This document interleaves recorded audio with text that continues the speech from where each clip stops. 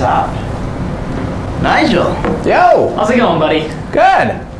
Really, Thanks for having me. Take a break from your police work to do a little set here for us. Oh, you're welcome. Appreciate that. No problem. Now you've been doing comedy for a while now. Almost 2 years in November. Almost 2 years in November. That's pretty specific. Yeah. Do you know the specific date? Oh, November 11th. He does know it. Wow. We'll have you back on November 11th. Sweet. Special. Is that a It's a Wednesday. filming date? That's a Wednesday. We'll have you back around November Around 11th. the 11th of November. Cool. Is there any other specific significance of that date to you other than? No, it was. First time you got denied, a girl saying, "Hey, I'm a comedian." Oh, okay. Well, actually, funny story. November 10th, 2007, I was at a house party in Geneseo with you, where you were wearing a woman's top, and I was grabbing your boobs. And That's not true. That's not true. oh, there's pictures on the internet. And You then never wear a woman's top for me. You haven't I asked. ask all the time. Okay, you have asked. Wait, I was wearing what? I don't well, remember this. we were drunk, Wow. and you were in the kitchen wearing a top, and I was like, you were just like, oh, look at my boob, and I was just like grabbing your boobs, and A women's top? it was like a tube top, or I was wearing it was like a colorful. I do know. I wasn't there. It was like blue and orange. Yeah. And I ran into my ex-girlfriend who had just broken up with me, and she had a new boyfriend, hence that joke. The joke came from that. So now everyone And, knows where jokes come from. From me wearing women's clothing.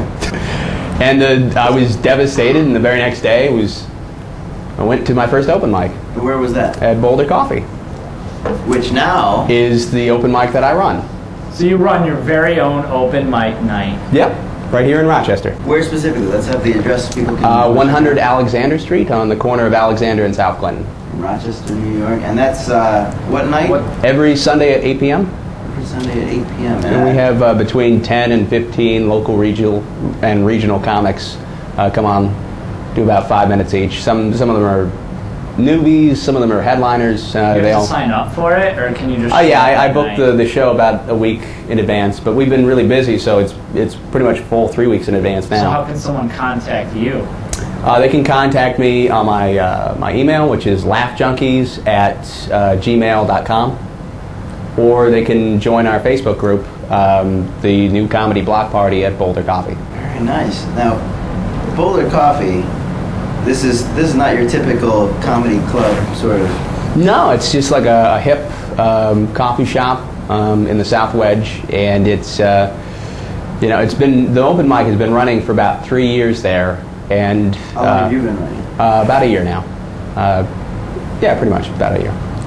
And how did they just say, hey, you're good? Here's Well, the show." old host, Matt Rohr, who was actually a host for Nuts and Bolts, he moved to New York City, and at the time he was looking for somebody to take over, and he chose me and another guy. And I was actually the other guy. I was actually supposed to be the co-host, and the other guy was supposed to be the host, but he got high and wandered off, and we've only seen him 6 times in the last year, so I became the host by default. Wandered off That's like a way better story. Yeah. Killing it.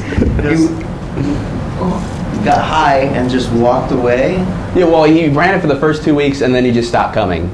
Oh, he didn't literally get high and wander off. But he's a Like during pothead, the like show. he's But he probably did somewhere. Yeah. He's not from there. yeah, no. You should tell that story differently. you should say, no, he was standing on stage, he smoked, and then he left. And we haven't seen him since. We haven't seen him since. Wow. We've gotten a couple postcards. Most of them have strips missing from them that he used in rolling paper. Yeah. So, I ran into Matt Rohr a couple weeks ago when he did a benefit here, and he was saying that he picked me because I was there every week, and he wanted somebody young and ambitious to kind of like take over the show, and the other guy was kind of a pothead. So. Young and ambitious. So what's after this? I don't know. I'm slowly getting to the point. I have a middle spot in Canada next month. I'm doing 20 minutes, and it's my first kind of like really professional show. I've done guest spots at the Comedy Club in Webster, and I was hired to MC at the Comics Cafe, but they obviously closed down like literally a week before I was supposed to MC there. And I don't know, I'm slowly making my way to a feature act. My goal is to be there by my 3rd year, and then obviously just work as many clubs and bars and colleges as I can. Do you have any training in comedy backgrounds, or do you just find yourself funny and hope that other people do? It's weird because I don't think myself is very funny off stage. Like I'll tell people a joke off stage, and they're just, or I'll run into somebody on the street and I'll be like, backstage. well, I'll run into somebody on the street and be like, hey, I'm a comedian. And they'll be like, oh, tell me a joke. And then I'll tell them a joke and they'll be like, what the fuck was that? That isn't even funny. And then I'll tell the same joke on stage and it'll be really funny. So it's probably because the people out there have been drinking. Well, I don't know. But when someone says, tell me a joke, you should say, take a shot. You should always carry a flask around with you. Well, I think it's really like weird because they're kind of like asking me to do my job on the spot. I kind of want to be like, oh, what do you do? Oh, waitress, why don't you get me a drink while I tell you a joke? And then drink the drink so I can tell you the joke. Get yourself a drink. Get yourself so that a drink. I'm funnier. Well, I'll tip you. Yeah. With my penis. That's what I was about to say. Obviously. Right. So speaking of that, does the comedy job get you a lot of ladies? It helps. Does it? I would say that when we gotta get on that bus. when you kill, it definitely, a girl will more likely want to be with you. Women like danger, so they like it when you kill. Yeah. Yeah. But if you bomb, they want to have. They're like, oh, yeah, I don't even want to ride home. So they like it when you kill, but if you kill a lot of people all at once, With a bomb, with no. the bomb, they don't like that. No. Women like homicide, but not mass homicide. No. Yeah. That's yeah. Interesting. What do the ladies in the house think about that? No. Sounds like they agree. They agree. They were reluctant, but they agree. Go murder. Yeah.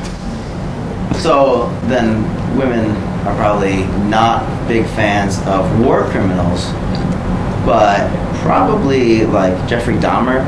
Yeah. Ted Bundy. Jack the Ripper. Yeah. Big fan of Ted Bundy, the women. Yeah. You should 'Cause wear a mask He tricked a lot of them. when you do comedy, so no one will know who you are. Then the ladies will really love you. But they won't. Well, they'll love the guy in the mask. They won't. Right. They Well, you won't can know just who wear he the is. mask all the time, so no one will know who he is.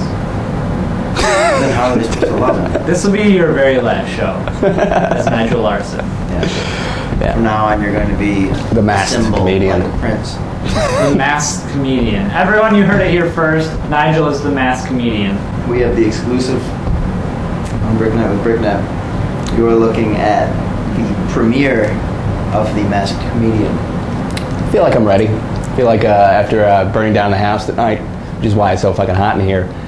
It is hot. It is for all of you who are watching this and can't experience I'm sweating. the heat. 200 degrees, easily.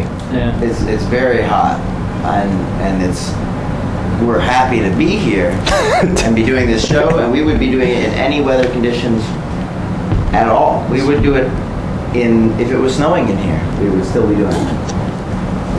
But we are also melting quickly. Yeah, yeah. But that you persevered. It's very hot.